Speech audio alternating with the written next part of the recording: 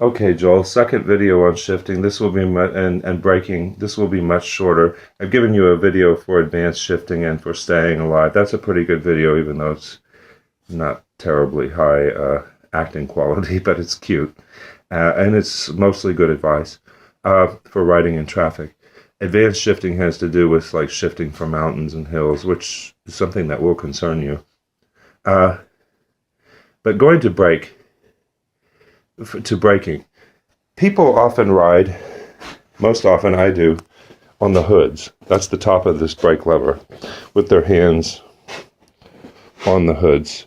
You can also ride with your hand on the bar or your hand in the drops. You can't shift or brake from the bar. You can from either the hoods or the drops. You're just using your fingers downwards from the hoods and this way for the drops. Generally, the drops are for fast riding situations or trying to be aerodynamic downhill into the wind, that sort of thing. But you're more crouched in the drops and it can become uncomfortable quickly, at least I find it so. For braking, for fast braking, you definitely want to use both brakes. The front brake, which is on the non-drive left side, gives you the most power. Right now it's loose because I still have the front wheel off. But I have these adjusted pretty tight for you. I think you'll like it. But anyway, the front brake gives you more power. But if you use only the front brake in a very quick stopping situation, you can flip. So you want to use both.